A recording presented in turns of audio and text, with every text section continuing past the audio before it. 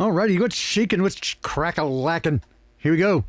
It's the brand new thing, and it's just me. I love it.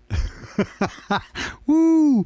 It's what if you threw a party and nobody came? Well, that'd be here. Hey, the Crock Pot. That's right. It is I, the Great Baldini, back again with the new thing. Right? We're going to give it a shot here. I think you'll dig it.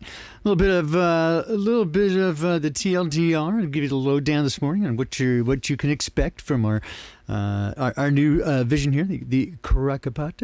So, welcome, one and all. And if you are not familiar, I am your host, the Great Baldini. And let's take a look at the ingredients list today, shall we? All right. These are the things that you can expect from the Crock Pot show. Yes, you're going to get news and information, much the way that you're probably familiar with. If you have joined me before and you kind of know my presentation style, then you already know what's going to happen. If you're unfamiliar, I can give you kind of a little bit of this approach. Is that I take a general attitude, right? That everything that's presented to you in the mainstream news is a lie.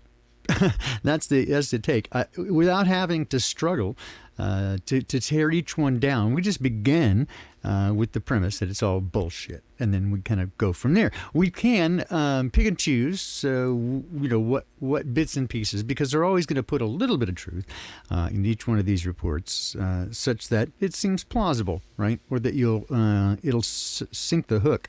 But we're just going to take that position that starting at the outset, everything that is presented to us in the mainstream news and the mainstream narrative is a bunch of garbage. In fact, that's going to be why it's in the crock pot, because it's a crock.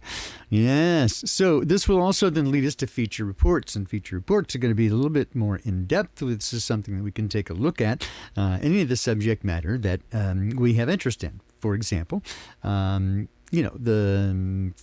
free electricity. How about that? That floats around in the air. Every 10 feet, you get about 100 volts.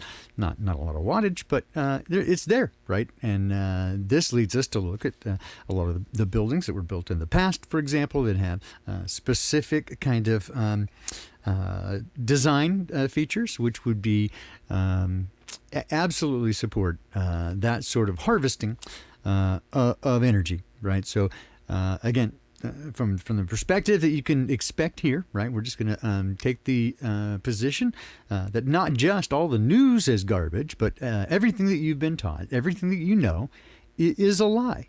And it just makes it so much easier, right? Starting from that perspective. So we're going to look at it, I guess, from upside down, if you will, and just start with that perspective, right? That everything that you see is designed specifically to mislead you. Editorials, right? This is where I'll kind of pick something, a specific topic for the day, and we'll dig into it and go down there, rabbit hole just a little bit more. All right. You can also expect things like, it's going to be like pretty lighthearted, So joke of the day, I think that's appropriate.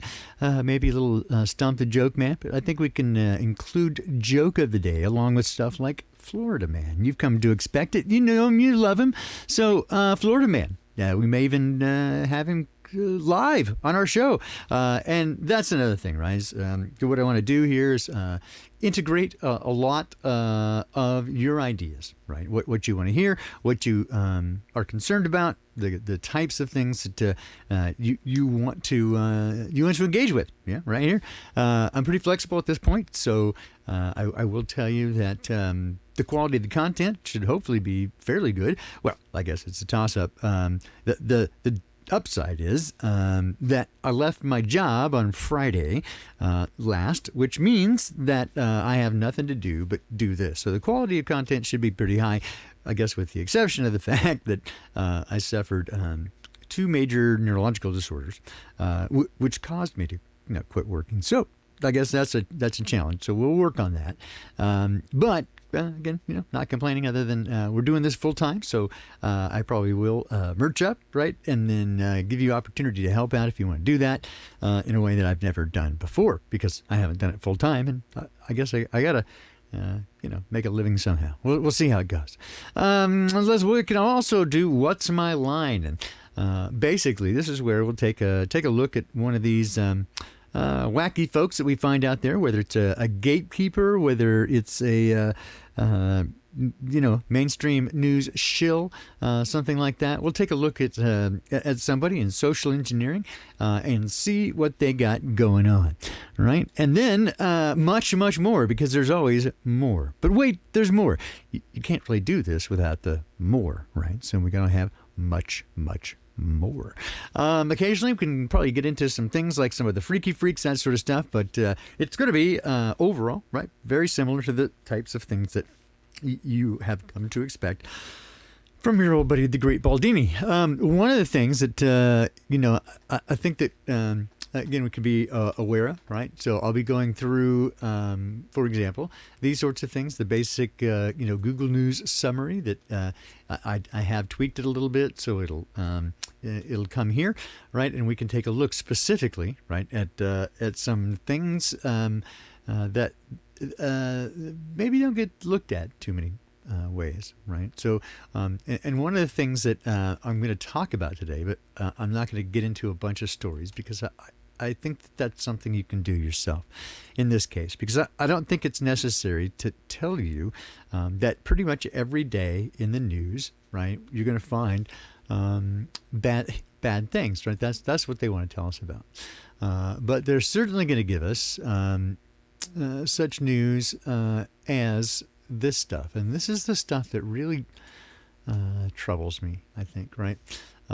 Is not just this sort of stuff here, but pretty much every day. And I'm sure if I,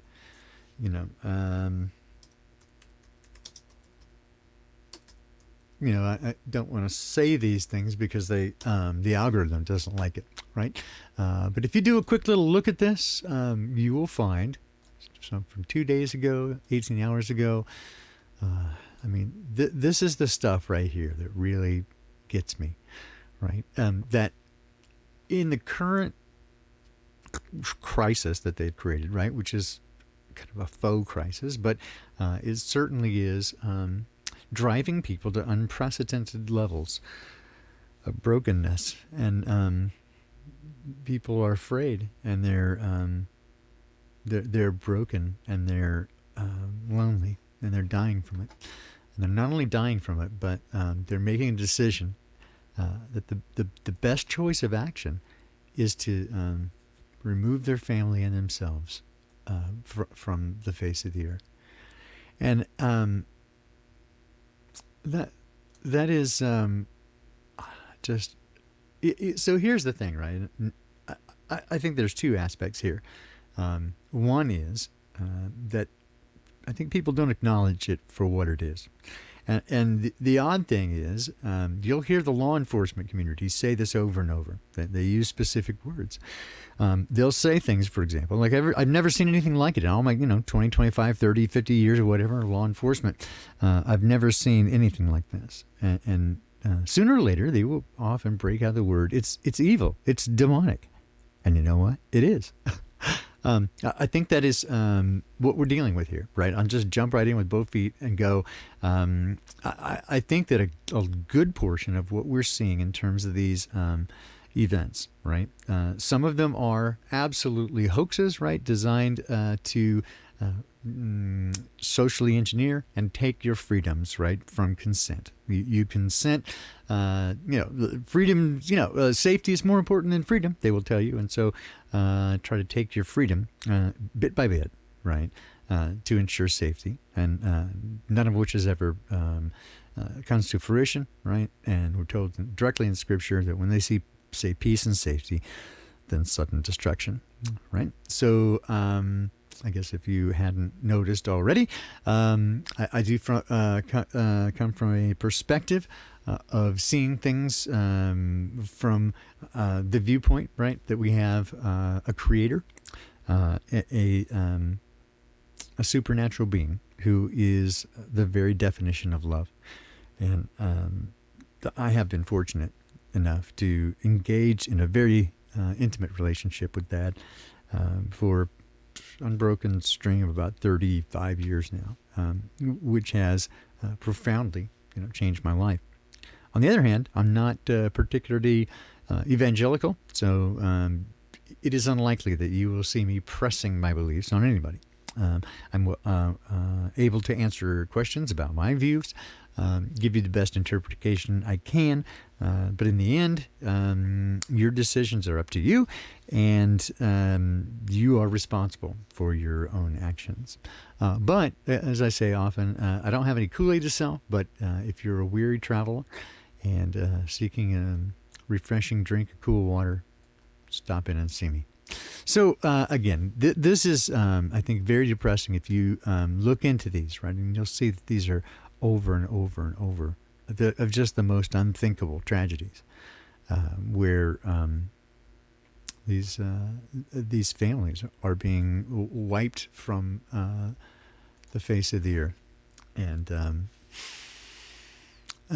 again, this is one where I look around us, right, and I've sort of made a pariah of myself by encouraging people who are in the truth community, in whichever way you got here, right, whether that's through the geometry of the earth, whether that's through broken history, whether that's through sort of mud fossil stuff and organic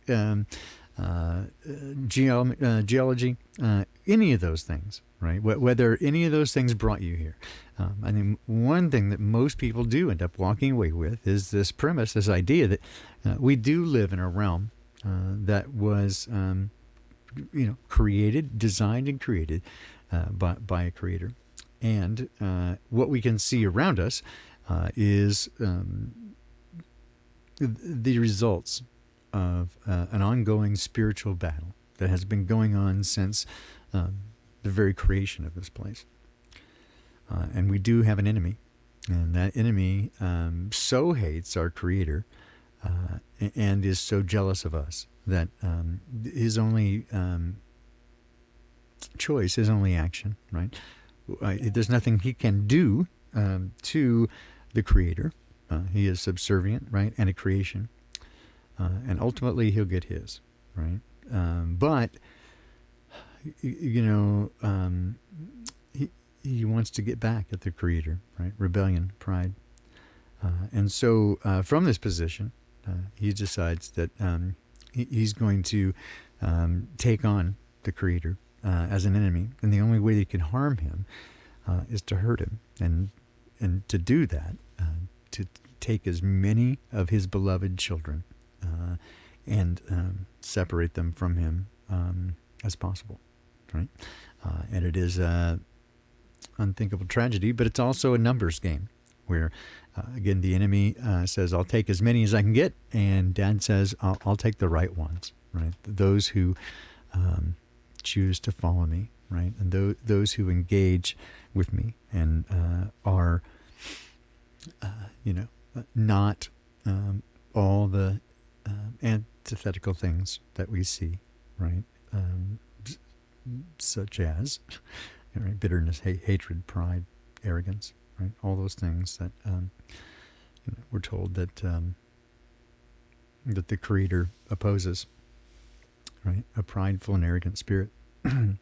And so it is with the spirit of humility, right? That, I'll lay this on you because it's just part of the thing of what's happening to me. If you hear me stutter, if you hear me pause for a moment, it is because I have had, about 2.5, not quite 3 weeks post surgery, in which I had a complete dental extraction done for the purpose of putting in implants. That takes a while. I'm still in the healing process. About 3 days post-surgery, right at Easter, I had a major neurological event, a series of seizures that is continuing to be ongoing, which has profoundly affected my life. So it presents like full-on Parkinson's, and so trying to figure out what's going on. I already did have a diagnosis, a working diagnosis, myalgic encephalomyelitis. For the other, condition that I've been trying to track down for roughly 3 years, when I finally get a a diagnosis for that, this other thing appears and just knocks me completely off my feet. So it appears very much like either shell shock or late stage Parkinson's. All I know so far, right, it is progressive and degenerative. Don't know anything about long-term prognosis, although we can assume that it's probably not great because best I can come up with right now and all the research I've been able to do, this is probably related to demyelinization process, and that probably in some way related to huge doses of gabapentin that I took before back surgery about 10 years ago. I suspect, right, that we will find with some highfalutin imagery down at the University of Washington that there has been this delaminatory process of the myelin sheath, and that is causing or allowing crosstalk to occur between the nerve bundles, and that is what is, I think, causing this secondary but overwhelming situation, right? So again, I don't do too much on camera. When I call to talk to my friends, I'm kind of judicious about, the first couple of calls I did as video calls, and, the look in their eyes was terrifying, right? That, it's not something you want to see, right? It's people looking at you with grim concern. So it's just a lot easier to, be upbeat and happy. As we go through this process, so everything is going to change. Focusing all of my attention on basically this and the channel, as well as this wacky Save the World project that I'm going on for shaking hands and to save the world. And I'll explain more about that as we go along. It's its own thing. It's its own package. You're going to find it at shakinghands.net and shakinghands.live. Those will both be going live, at least with some information, as early as this coming weekend. So hang tight for that, and we'll fill that in and give you an idea of what I intend to do, which is essentially basically the basic premise is so simple, right? And that is that commonality is the fundamental root of all relationship, right?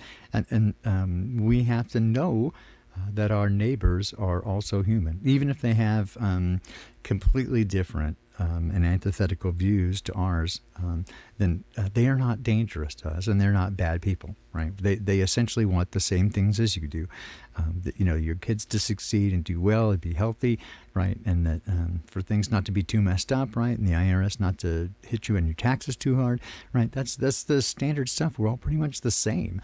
Once I think we realize that we could look into the other guy's eyes and see that even if he has chosen a completely different political path to get there, in his eyes, right, you'll tell that the intentions are good, right? That an otherwise rational, reasonable person, right, lucid, and who is again otherwise wholesome. They mean no harm. They want the best for things, right? But they have come to a different place, right, in understanding how the world works and what might help, right? And to me, that's not something to try to beat out of them, right? That's an opportunity to learn more, right? And so the first premise really, again, is just sit down with your neighbor, shake hands, and do, again, it's the most nerds' favorite Star Trek The Next Generation episode, Darnak and Jalata Tanagra, right? With this idea that, again, commonality in that episode, Picard and another species, right, they had encountered each other more than once, but they had never been able to communicate, even with the universal translator. They could understand the words, but it appeared that this other species, their entire communication was based in idioms, much in the way that Latin had many idioms that carried deeper truths about humanity.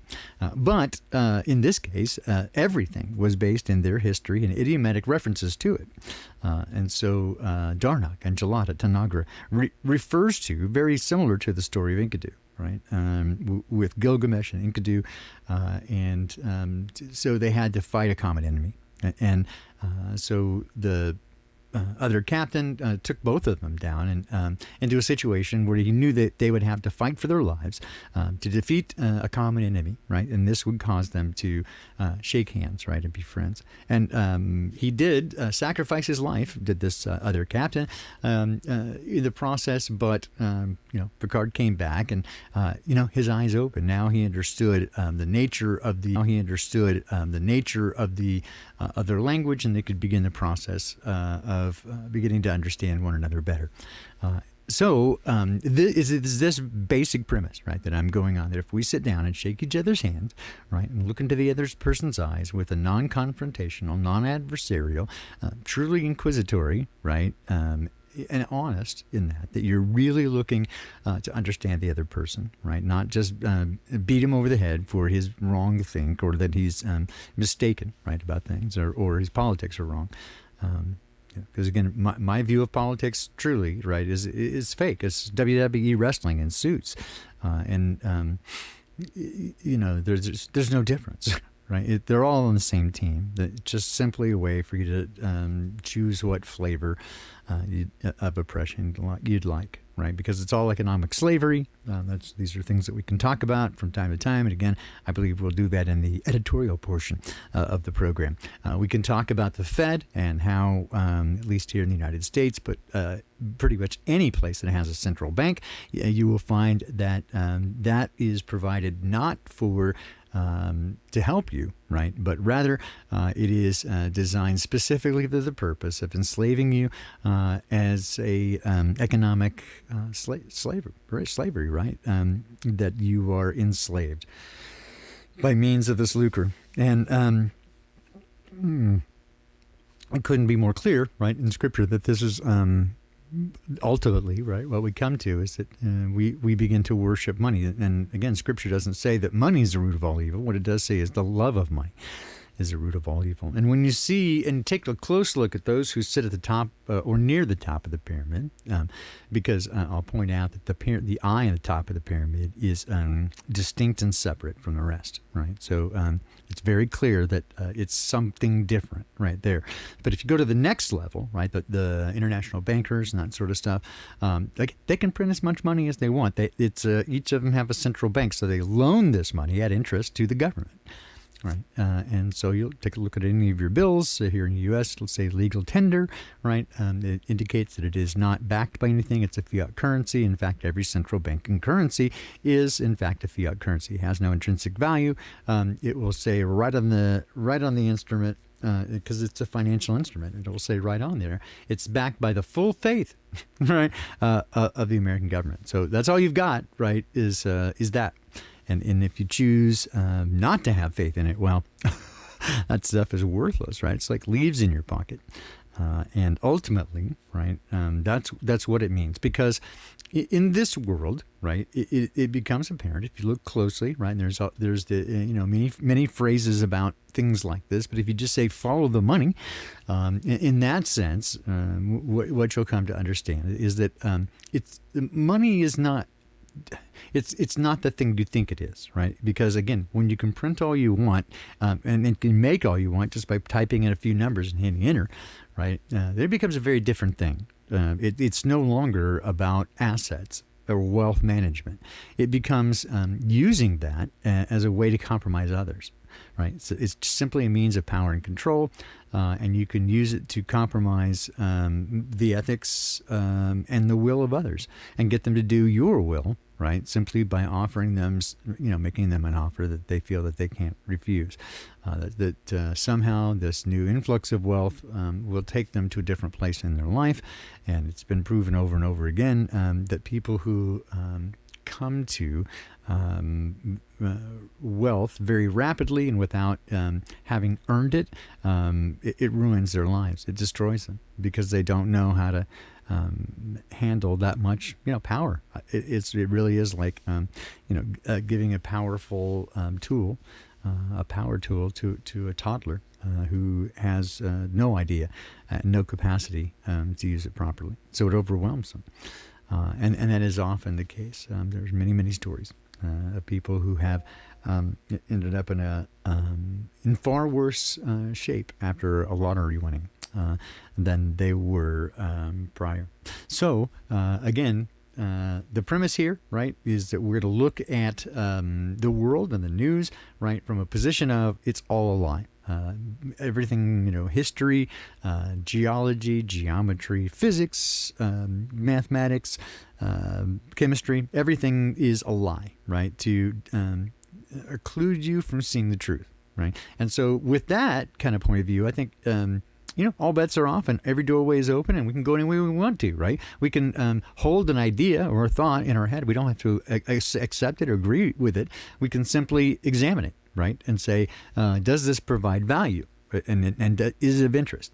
And again, from my perspective at this point, as I look around and see where we are and what appears to be, and has been in every, religious or philosophical approach that I've ever seen, right? That there is this basic idea that there is a battle being waged, largely invisibly, between good and evil. And it really is a battle between good and evil. And frankly, good is getting its ass kicked right now, right? Because it plays by the rules. And so if you have one player, one combatant who plays by the rules and one that does not, it puts them at a very clear disadvantage. So what do you do about that? Again, if you follow Dad, you don't have to worry about any of that because he takes care of all those things. He created everything, and so there is no situation in which you are not out of his hands and his direct intervention. You may not see it, you may not feel it, but if you're his child and you're in direct connection, he will never let you go. He promises you that he will never leave you, nor forsake you, or abandon you at any time, right? And he will never turn away a contrite spirit, right, and a broken heart. So if you come with an attitude and you're like, prove yourself to me, I'm not sure I would be into that either, right? But if you come with the attitude of a contrite spirit, right, and a transparent and open heart, and say, hey, I don't really know how to do this. Can you help me? Again, I have found that it is of remarkable value.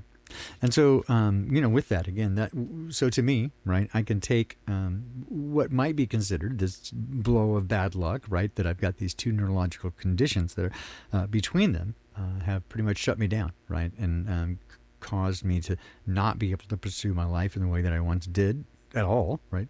So entirely destroying quality of life in that sense. And so far, don't really know, but it looks like it's probably going to have, some detrimental effects and foreshortening my lifespan, because I can already feel with every passing day that there is less and less of me. The darkness grows even closer, because many of those seizures that are ongoing are kind of minor, but they do sort of blank out the memory, and I haven't been able to put down a real long-term memory in about, since it happened, about 2.5, 3 weeks.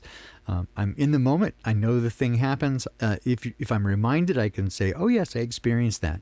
But my memory is, it's done something to it. It now works in a very, very strange and unusual way. Is that as I look back over my life, I'm finding that I'm able to reach very deeply into some of these experiences, and grab them and almost handle them as though you're looking at a fly in amber, right, and examining it from every different angle.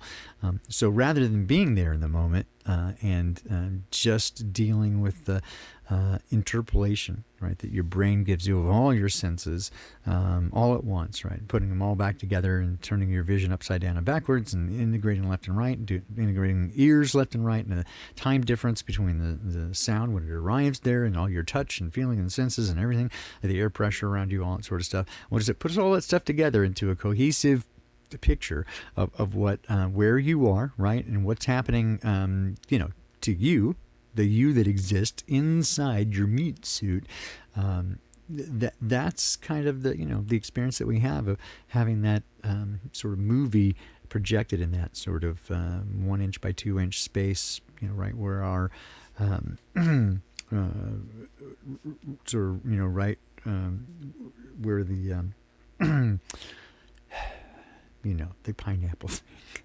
I have a word for trying to find controls, but anyway, you know what I mean. Your third eye. That's the place. Anyway, so, right, at this point, right, if we acknowledge and agree that there is a raging spiritual battle, and it does appear for many people who are following along very closely, right, that it is reaching its climax, and we are getting closer and closer to the resolution and the end of all this, right? Those of us who perceive it that way usually are. We trust in Dad because he said, "Hey, I made it. I'll fix it. I'll do all the things." And so we have perhaps slightly different understandings of how it's going to work out. But ultimately,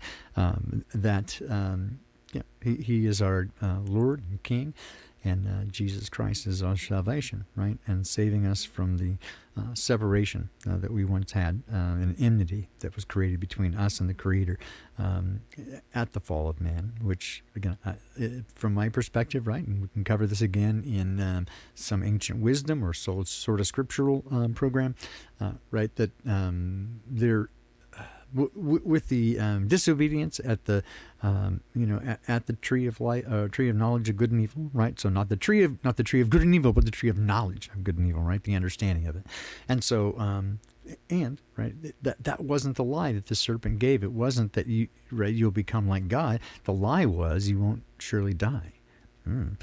Because in the very next chapter, it says that the Creator family said, "Hey, now they've become like us, knowing good from evil," right? And so we can't let them exist immortally, right? And that sounds in some ways like a punishment, but I think, again, after I'd gotten to know Dad very well and for a long period of time, that even death itself is something of a gift. Right? Because can you imagine Adam having to live through all of this time with the very direct knowledge that he caused all of this, that he was responsible for all this? It would be, it's unimaginable, right? And those who had chosen a different way, right? The reason why it looks like Pop caused the deluge, right? Because things had become so evil and so wicked, and things were only set on bloodshed all the time. And so, as a result, but can you imagine if that had not happened, and people, living essentially here immortally, but becoming ever more evil with every passing day? And that's the fact that does not happen. Right, it is in itself a gift from the Creator to allow you to go to sleep and find your rest in Valhalla or whatever that looks like to you. Because I don't know, right? The one thing for sure about all of this is I'm pretty sure I don't know, right? The best I can do is hang on very closely and very tightly to my Creator and listen very closely to the still small voice, which is His guidance and these little nudges that I get. I'm noticing again now in the last 2 or 3 months, there has been a quickening. I think most people have experienced that. Again, if they have a somewhat vibratory bent, if they're really in this, right, to pursue it, and that is, I think, when I get down to the bottom of it and get to the root. Right. This is the thought that I want you to have and hold and bear with you today, right? Is if truly we are in the midst of this supernatural battle, a pitched battle between good and evil, which you have been invited to come onto the battlefield and engage in battle rather than just sitting on the sidelines, right? Engage in it. It's time now to stand up and become the warrior you were meant to be. And what does that look like, right? Just go off fighting willy-nilly? Well, no, right? You're going to get your ass kicked, right, by evil, because even Jesus said, right, I only do what I see my Father do. And that's the path that I've chosen, right, is that I'm only going to do what I see Dad do and give me direction to do. Because anything else, and if I'm going out in my, on my own path, that's kind of strictly forbidden, at least is verboten from my perspective. That's my vow, right, is that knowing as I do that I lacked the spiritual wisdom, right, to know for myself all of the parts and pieces to have a good understanding of something, because you can't unless you can see absolutely everything, right, about everything. Then you cannot know it. You cannot know the thing, and so you're always going to be wrong. And the only one who can ever really truly know a thing, right, is our Creator. The only one who has the ability, right, to look at a situation or a set of circumstances from all of its point of view, every perspective, and know everything about it, right? He's the only one who can truly understand it. And again, that is my take, is that is what we were kind of supposed to do, is learn to trust, right? Learn to trust that he is good and trustworthy. But instead, right, we revile. And we say, how can a loving God allow these terrible things to happen? And all this evil has come into the world. And, well, I don't know, what did you expect? It was a gift. He gave it to us. Once he does that, if he takes the keys back, that's not a gift, right? It becomes transactional in nature, and it was ours. So once we got it, and then we gave it away, the title has to be acknowledged, right? It's no longer ours. And if you came back and fixed it, right, then we wouldn't get the opportunity to see the truth, right, about what happens when separation from your Creator goes all the way to the end, right? That the argument really is, right, this premise that if you are bound by a set of agreements that you must agree with and follow and do the will of the Creator, right? Because anything other than that leads you to death. Well, that's punitive, right? And so, is that truly freedom? Is that a sort of fake freedom, right? That, kind of like what we're offered here in the U.S., right? It looks like freedom, but it's not. And so, is it truly freedom to say, hey, you can do anything you want, but if you choose to do something other than what I want for you, right, then you're going to die, right? And that does seem a little bit harsh. But what you must understand, and this is what all of this kind of, what's the whole purpose of this is to let things play out, to see that it is just and righteous, and that the Creator is everything that he says he is. And if you disconnect from the energy, if you disconnect from the light source, you know what's going to happen? You run out of energy, right? The light will go dim and then dark. So the antithesis of life is death. And the antithesis of love is not hate, but rather fear. And fear and faith cannot coexist, right? So hold your hand out, grasp Dad's, take every bit of faith, right? That he is with you, will not forsake you, and will guide you, right? So you don't have to worry about, knowing everything, right? You don't have to worry about any of that. All you got to do is follow. If you don't have that kind of intimate relationship with your Creator, again, I would strongly suggest that this is a great time to do that, right? And, jump in with both feet, especially, again, if you realize that there is such a battle raging. Because during that, if you are fully aware that there is such a battle raging, but your evangelical energy is spent on telling people what the shape of what you think the shape of the earth is. And again, I'm going to propose that we're probably all very wrong about that. Like most things, we don't know. We know what they're saying is a lie, right? I can get that far, but I consider myself a geometric agnostic, right? Which is I just don't know, right? And I have no way to prove it right now. So that's the best I can do, is to know that what I'm being told is a lie, right? And therefore improbable and implausible. And if I do the math on the model that they give me and begin to apply, rational thought to it, and the physics that I know work, I go, it's nonsense, right? There's nothing there, right? But lies. And again, same if you look at history, same if you look at any of the disciplines, what you're going to discover, right, when you look deep enough, is that all of it is an artifice, right, designed to lead you astray in whatever means. And all of it is designed to lead you away from Dad. It was the only source of light, right, that I'm aware of, and that's the source of life. So again, not trying to be preachy here. I'm just saying this is my observation, is that the difference between light and darkness is pretty apparent. Bad is bad; it's evil, and it's here to harm you, and it's deception and lies. Whereas the light, there's no darkness in it. No shadow of turning whatsoever. He is all good all the time and perfect, and the very definition of love. Right? What really is required is simply our ability to accept and receive that, and to acknowledge it and say, yeah, I trust you, because it's a pretty big proposition, right? To accept, especially from what we've seen in the world, right? That that we could be loved by a Creator. But I assure you, when you look into his eyes and realize that he's not going to blow you apart, which is kind of what you expect when you first encounter, or at least that's what I did, and many other people who have written about it, about similar experiences. When they first encounter the Creator God, you're terrified, right? And thus there's this historic record of over and over. They say, don't be afraid. First things out of the mouth, right? Be not afraid. Why? Well, because it's terrifying, right? It's you realize that this being is all powerful, can just blink you out of existence. I mean, imagine if you came up against a really super advanced race of real aliens, right? That'd scare you. So why not the Creator, right? Rather than perhaps some other created being. It just kind of doesn't make any sense. In part because they've taken away our rationale and our logical thinking, right? So they send us to school. Right, and then they reward conformity. Right, you're doing good. Look how smart you are when you repeat the answer. Good for you.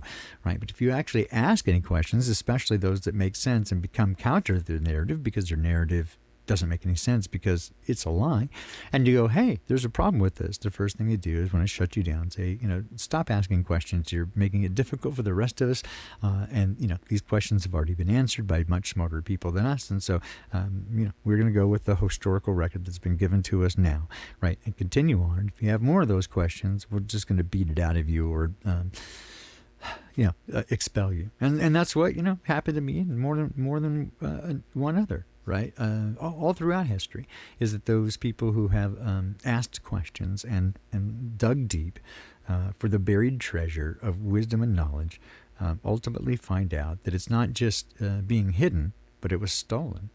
And they've done everything they can to make it impossible to know what the truth is. The best you can do is know that you're being lied to. That's what I've come to. But I get to the end and I go, how much of that is helpful, is useful, right? Is knowing the shape of the place you're in really that helpful, right? Does it really help you to know how much electricity is in the atmosphere, right? Does it really help you to know in any of these discoveries, right, that we've made? Is it helpful in your day-to-day spiritual battle, right, just to get to the end? If yes, then continue to pursue it. But my contention is that even those things are a distraction. Once you come to understand that this is the way it is, right, that you have been lied to, and that all bets are off the table, right, and now you can start over, right, with the fascination and wild-eyed wonder of a kid, right, who gets to explore things for the first time. Right, but within the boundaries of knowing that Dad will help guide you and not lead you into any lie or deception, right? That's the really cool part, right? Is that you can relearn it. What I find is that he doesn't often explain himself, and a lot of stuff I would like to know is just like, I'll tell you later, right? Right now, do this because time's a wasting, and I trust him with that. I'm like, yeah. I got you. I got you, right? Like, there'll be plenty of time for that. And I'll get to know every bit of it, right? When the time is appropriate. But for now, follow along. Do as you're asked. Do exactly what Jesus said to do, right? Which is only do what you see the Father do. Beyond that, do nothing, right? Because if you do, right, you're out on your own, and then you're making things hard on yourself, right? Anyway, that's my premise, and that's my experience. I can't tell you what to do, boo. I'm just saying this is how I see things. So anyway, I'm going to wrap it there. Got a little bit sidetracked, but not too bad. I do want to let you know, and let me kind of come back here and see where this is. Where did I put it? That again, some things have changed, so you can still reach me at unintended.consequences3@gmail.com. That's unintended.consequences3@gmail.com. But I'll set up a new website for this program, and when I get that all settled, I think I have one, but when I get it settled for certain, I'll announce that. If you have if you're in any way interested or would like to donate, you can still do so. All the stuff is at the bottom of the thing. PayPal is not being too friendly right now, but I think I still have it in there. You can use Square, you can use Venmo or Cash App or any of that stuff. Zelle, any of those things work. like I said, I can still get PayPal, but they're just being very annoying right now. So if we can find another way, that's probably better. And also Patreon will be coming soon with some value-added proposition, of course, for those folks. And then we'll do the merch and all that sort of stuff. Because, again, if you didn't catch it from the top, Friday last was my last day at work after 7 years, working at Chuck Morgan's place. And so back on my own again. Again, faced with this neurologic condition, but I have this plan, right, to go out and do this busking tour, come out and meet you guys face to face, shake your hands, and get other people to do the same. Shake one another's hands, look into each other's eyes, right? Acknowledge that we are all one, and that we need one another to survive, right? And thereafter, if you want to do more, again, there's always a chance for more value-added proposition, do unto others, #duo, right? Giving 1 hour of your time to finding and fulfilling a need near you, right? And not donating $20 to some NGO, right, who takes 95% of it and sticks it in their pocket. No, what I'm saying is to locate a need near you in your neighborhood, something you can see, smell, touch, and taste right there, right, addressing it and fixing it. And if you are, if you don't know, right, one of the things that we intend to do here, right, is to provide for you, doing like an app, like an interlocutor service, right, where you can kind of match those things together. And so, again, that's sort of the plan, right? And that's the intention. So again, it doesn't cost you anything. The only thing it takes is like an hour of your time, right?